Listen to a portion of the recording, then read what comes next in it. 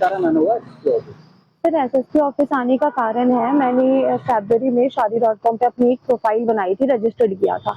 उस पर मुझे मेरठ का एक लड़का मिला जिसका नाम राहुल अग्रवाल है। वो यही सूरजकुंड न्यू हनुमानपुरी का रहने वाला है। उसने मुझसे नॉर्मल बातचीत करी, नंबर एक्सचेंज, फोटो एक्सचेंज, सारी चीजें हुई। उसके बाद वो 6 अप्रैल को मुझसे मिलने दिल्ली आया सुबह 6 बजे। वो मुझे 6 बजे सुबह मेरे घर के पास ही मिला और उसने मुझे वहाँ से पिक किया और वो अपने साथ मुझे मेरठ लेके आया, ये कह के कि मैं तुझे अपने रिश्तेदारों से मिलवाऊंगा। फिर उसने मुझे अपने भाई से मिलवाया और यहाँ से उसने अपने भाई से मिलवाया और फिर हम थोड़ी देर वहाँ पे बैठे, बातचीत की और फिर मैं अपने घर चली गई। इसके बाद थोड़ा ट्रस्ट बिल्ड हो गया था। उसने मुझे फिर 19 अप्रैल को बुलाया, फिर वो सेम चीजें, बातचीत हुई, मिले हम नॉर्मली और फिर मैं अपने घर चली गई। अब इतनी 2 बारी हमें मिलने के बाद मुझे उसके पे ट्रस्ट हो गया था काफी ज्यादा। फिर उसने 2 मई को मुझे मेरठ बुलाया और मैं मेरठ पहुंची थी शायद रात के टाइम पे। उसने मुझे बोला कि चल ठीक है, बातचीत करेंगे, खाना पीना खाएंगे। एक होटल में उसने मुझे रूम दिलवाया, ये कह के कि तू आज नाइट स्टे कर ले, कल मॉर्निंग में तू घर चली गई हो।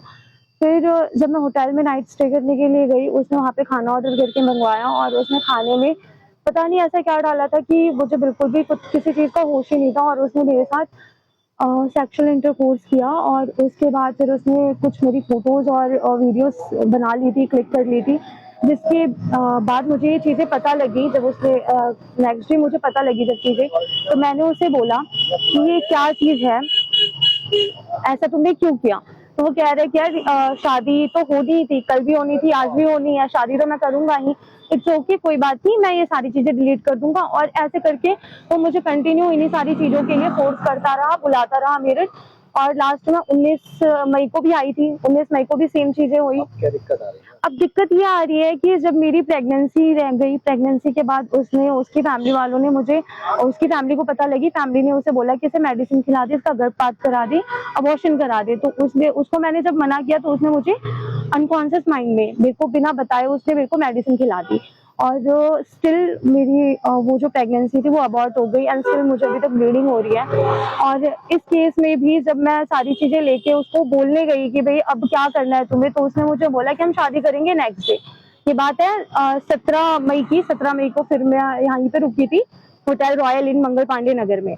वहां पे जब उसने मुझे 3 दिनों तक रुकवाया, मंगलवार, बुधवार और शुक्रवार। शुक्रवार को जब मैंने उसे बोला कि 3 दिन हो गए तो अभी तक शादी नहीं कर रहा, तो बोलने लगा कि आज वकीलों की हड़ताल है, कोर्ट बंद है, हम कल शादी करेंगे। फिर इतने में उसके पूरे परिवार को पता लग गया कि मैं मेरठ में ही हूँ, उसके बुआ के घर पे उसका पूरा परिवार वहाँ पे इकट्ठा हुआ। उन लोगों ने मुझे आश्वासन दिया कि वो नेक्स्ट डे सैटरडे को मेरी शादी करवा देंगे उससे। सैटरडे को उन्होंने कोई भी सुनवाई नहीं की, उन्होंने साफ साफ बोल दिया कि हम शादी नहीं करवाएंगे। उसकी सिस्टर है जूली गुप्ता, जूही गुप्ता, हाँ उसके सिस्टर, वो मुझे कहने लगी कि हमारा भाई 10 लड़कियों के साथ सोएगा तो क्या हम 10 लड़कियों से शादी करा देंगे?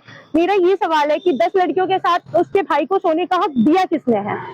और वो ऐसा कह रही है एक औरत होके, तो नॉर्मल सी बात है, वो भी यही सब करती है।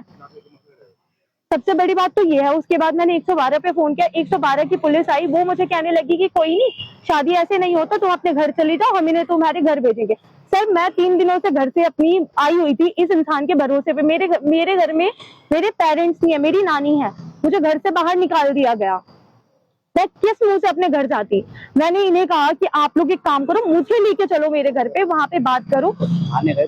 थाने में गई थी सैटरडे जब इन लोगों ने मुझे, मैं महिला थाने में भी गई थी यहीं पे। उसके बाद महिला थाने में मेरी कोई भी सुनवाई नहीं हो। उन्होंने कहा कि यहाँ शादीशुदा महिलाओं की समस्या सुनी जाती है, आप सिविल लाइन थाने में जाओ। सिविल लाइन थाने में क्या हुआ? सिविल लाइन थाने जब मैं गई तो उन्होंने मेरी फिर से वही याचिका पढ़ी, जो भी मैंने उनको लिख के दिया था एप्लीकेशन। उन्होंने फिर मुझे बोला कि आप एक काम करो, मेडिकल थाने जाओ। अब जब मैं मेडिकल थाने जाने लगी, इन्होंने क्या किया, सिविल लाइन थाने वालों ने फोन करके बता दिया उन लोगों को, ये लड़की यहाँ पे ऐसे एप्लीकेशन लेके आई। कोई कार्रवाई नहीं हुई अभी तक। अधिकारियों से मिली हो, क्या आश्वासन मिला है? उन्होंने मुझे यही बोला है कि आगे इस पे कार्रवाई की जाएगी। उन्होंने इस पूरे मसले को पढ़ा है और उसके बाद इस चीज को सिविल लाइन थाने को ही ट्रांसफर किया है। मांग करते हैं आप? मैं चाहती हूँ सर कि मुझे इस चीज पे इंसाफ मिले। मुझे यहाँ पे ये प्रूव करने की कोशिश की जा रही है कि मैं इंडियन नहीं हूँ, मैं बांग्लादेशी हूँ। अगर मेरी स्टडीज बंगाल से हुई है एंड करंट टाइम में मैं दिल्ली में रह रही हूँ, तो मैं बांग्लादेशी हो गई। मुझे ये बांग्लादेशी बता रहे हैं। कौन बता रहा है? कौन कह रहा है इस बात को? इस बात को कह रहे हैं उसका भाई गौतम अग्रवाल, उसके सारे रिश्तेदार, उसके पापा, इवन इस सब चीजों में उत्तम सैनी जी का भी हाथ है। उत्तम सैनी जी मुझे सैटरडे को, उत्तम सैनी सर भाजपा के कार्यकर्ता है, वार्ड नंबर 44 के पार्षद हैं। आप सर मैं दिल्ली रहती हूँ। हाँ रहने वाली प्रॉपर? सर प्रॉपर तो वैसे हम बिलोंग करते हैं पीछे पटना से, और मेरे नाना नानी का बिजनेस जो था वो कोलकाता में था, जिसकी वजह से मेरी अपब्रिंगिंग कोलकाता में हुई। उसके बाद हम दिल्ली शिफ्ट हो गए मेरे नाना के एक्सपायर्ड तबियत खराब होने की वजह से। कितने वर्षों से रह रहे हो? दिल्ली में सर मेरा जन्म हुआ है। ठीक है, सही है।